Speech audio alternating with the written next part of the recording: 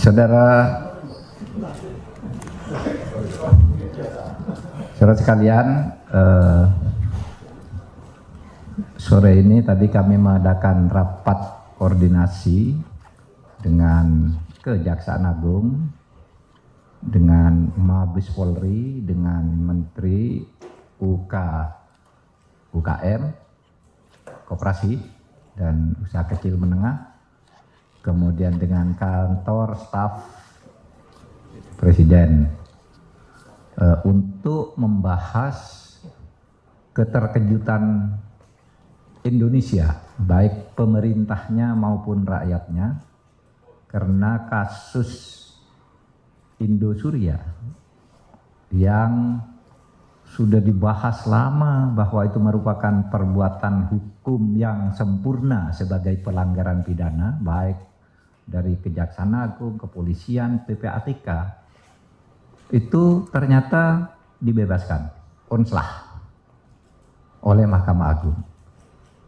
Kita tidak bisa menghindar dari keputusan Mahkamah Agung. Untuk mengganti kata kita harus menghormati. Saya sekarang akan mengatakan tidak bisa menghindar, karena itu putusan Mahkamah Agung. Ya. Mungkin kita tidak perlu menghormati. Kita tidak bisa menghindar gitu aja kan bisa. Nggak bisa apapun gitu, karena itu putusan Mahkamah Agung. Karena apa? Itu dakwaannya udah jelas. Pelanggaran Undang-Undang Perbankan pasal 46, menghimpun dana dari masyarakat padahal dia bukan bank tanpa izin. Itu kan sudah jelas. Kemudian kalau dia mengatasnamakan koperasi, 23.000 orang yang menggugat ini bukan anggota koperasi nyimpen uang di situ, kan tidak boleh.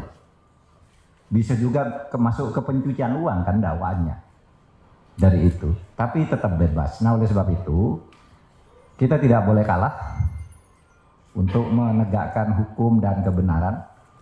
Pemerintah, Kejaksaan Agung akan kasasi.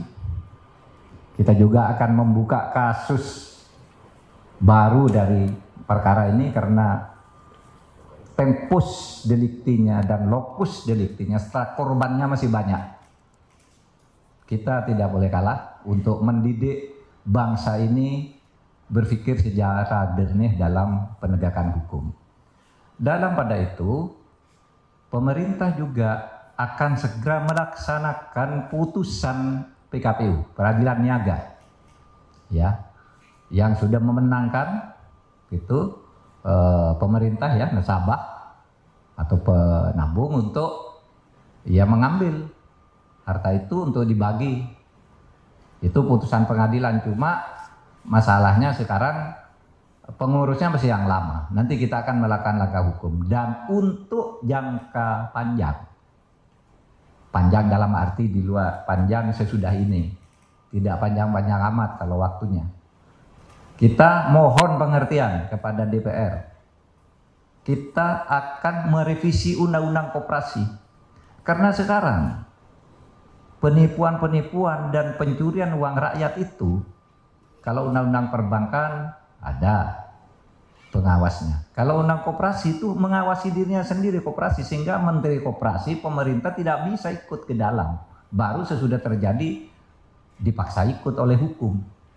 Nah, oleh sebab itu mohon pengertiannya, kita akan mengajukan revisi Undang-Undang Koperasi agar penipuan-penipuan yang berkedok koperasi ini bisa segera diakhiri dan ditangkal untuk masa yang akan datang.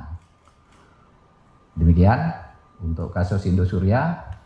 Kepada masyarakat juga hati-hatilah, jangan sembarang nyimpan uang di koperasi juga gitu, karena pada akhirnya ya seperti ini, kita semua yang jadi repot karena tidak hati-hati memilih tempat nyimpan uang atau membeli saham atau apapun namanya gitu. Supaya hati-hati, ada lembaga-lembaga yang resmi yang menjamin keamanan uang itu, ada undang-undangnya juga. Kalau seperti ini lalu siapa yang mau disalahkan? Pemerintah tidak ikut-ikut, tiba-tiba uang itu terjadi, padahal oleh undang-undang pemerintah tidak boleh melakukan pengawasan terhadap koperasi. Di pengadilan juga persepsinya beda kan gitu.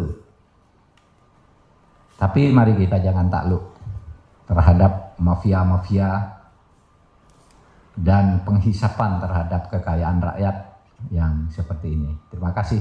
Assalamualaikum. Ya, yang PKPU tadi yang sudah diputus peradilan niaga itu jumlahnya 8 ya. Bukan hanya Indosuria, tapi ada 8 yang sudah menang. Kita tinggal dieksekusi, hartanya diambil, dihitung, dibagi ke nasabah. Meskipun sudah pasti akan lebih kecil jumlahnya, tetapi kalau nanti dimaksimalkan perampasan atau penghitungan asetnya yang tersembunyi dan yang tidak tersembunyi, itu mungkin bisa lebih banyak. Tetapi itu satu upaya yang secara hukum bisa dilakukan. Sekian, makasih. Ayo, sampai lagi. Ayo, Pak Agus.